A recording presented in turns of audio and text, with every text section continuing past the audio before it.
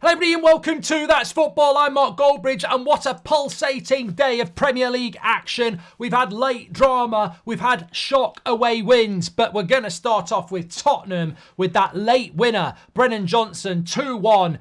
Virtually the last kick of their game. They get a win against Brighton, and a lot of people are saying Spurs are very, very lucky to get it. But you know what? Across a 38-game season, you do need a little bit of luck. And look at what that means for Spurs. It puts them back into fourth place. If they dropped those 2 points with a draw that many felt that that's all they deserved today, then they're looking behind their shoulder at United. As a United fan, that's a gutter. I said if that was a draw, it's a big result and makes tomorrow's game against Villa even bigger. There's still a long way to go, but winning when you're playing badly should never be something you apologise for. I was looking on social media, there's Arsenal fans, United fans, Villa fans, every fan, every fans saying that, that's something else, saying, you know, Spurs have been really lucky there, they won't get top four. Well, they will get top four. They will. I'm not saying Spurs are getting top four, but they will get top four if they can win games like this. There was a game recently where they played at home and they didn't play particularly well. Maybe it was Bournemouth or something. You know, maybe it's a bit of a habit, but winning's a habit as well, and you go to the end, and that's what they've done. I think Brighton this season, look, they probably could have shut that game down and got a point, but they play the way they play. It's just not going the way for Brighton today, or this season, in fact. I don't think Brighton across the course of the game did that well. I'm not defending Spurs in any shape or form, but look, the score, the fixture, the history books will say 2-1 to Spurs, and that's all that's going to matter. I think across the game, it was quite equal. Look, Spurs had more shots. They had more shots on target. I think they had slightly more corners. They played probably more passes. But to the eye test, I think Spurs were a little bit lucky today. But how many times do you see that? You get into a rhythm of, I said this before, Spurs last week against Everton, they should have won that game. They really should have won that game. They were naive to the set pieces that Everton put in. Maybe they shouldn't have won today, but they did. So it swings and roundabouts. But previous Spurs teams probably don't go to Everton as favourites last week and get beat. And they probably don't win that game either. Today they probably get beat. How many times did we used to see Spurs with Harry Kane up front over the last few years? They'd be there or thereabouts. Then you'd see them at home to someone like Wolves and they get smashed. So there's something different about Spurs, and I wouldn't complain about it, because when they play well, they're a very, very good team. When they play badly, they're picking up results anyway. And that is not a bad way to be as a football club. That when you play well, you're hard to beat.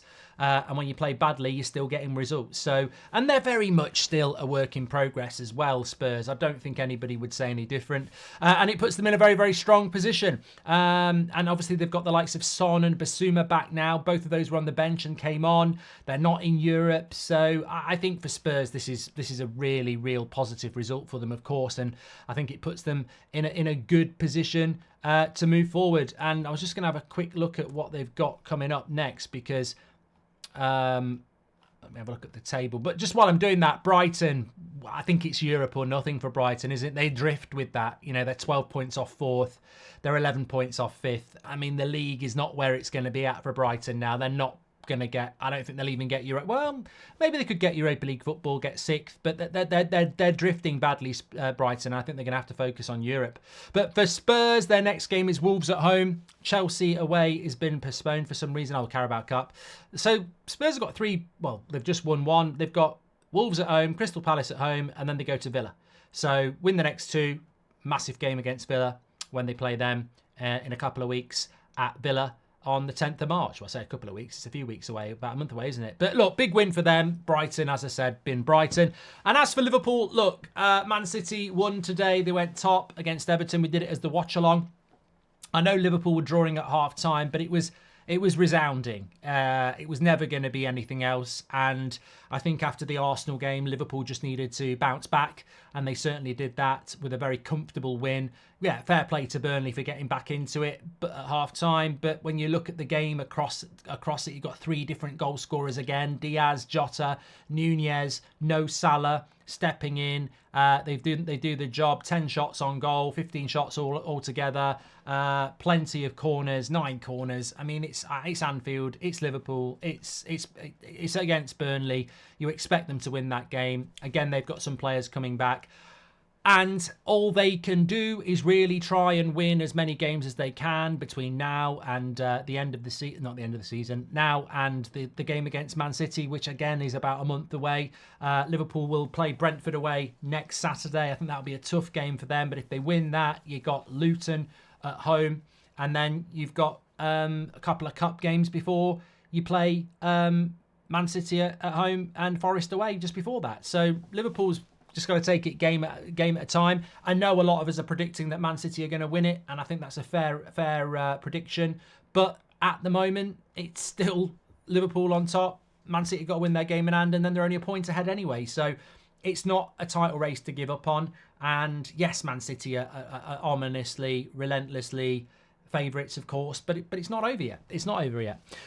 With regards to the other end of the table, I'm doing a bit of a Premier League review here, but yeah, it's interesting, isn't it? Wolves getting beaten by Brentford.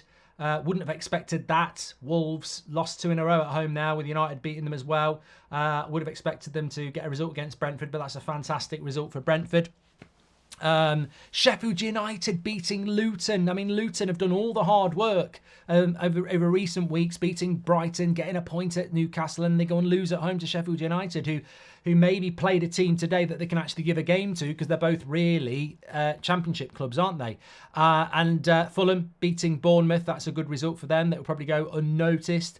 But how does that set things up at the bottom half of the table? Well, it leaves Burnley still adrift on 13 points, with Sheffield United on 13 points, Everton on 19, Luton on 20, but Brentford moving away with 25 points there. So it's starting to look like this FPL points thing with Everton and Forest is going to be key as to whether Luton can benefit from that. Crystal Palace are still in it, but they play on Monday against Chelsea.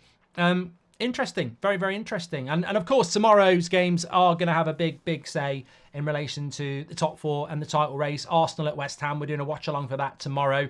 I think it's the sort of game that Arsenal need to win.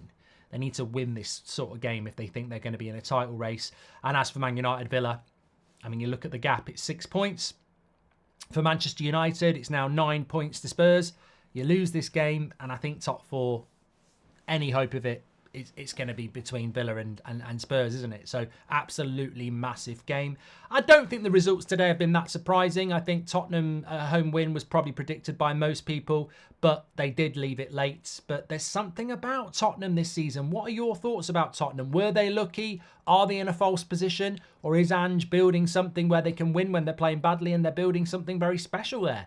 Get your comments in below. Title race, I'd still say Man City, but Liverpool, bouncing back like they needed to today. And give us your thoughts on the bottom. I mean, what's going on there with Luton now? And is that a big opportunity missed? All the hard work, and then you lose at home where they've been good against Sheffield United. Get your comments in below. Smash a like on the video. Make sure you subscribe. And I'll speak to you later. I'm actually on TalkSport, at 7:30 on YouTube, if you want to tune in for that. Take care, everyone. Speak to you in a bit.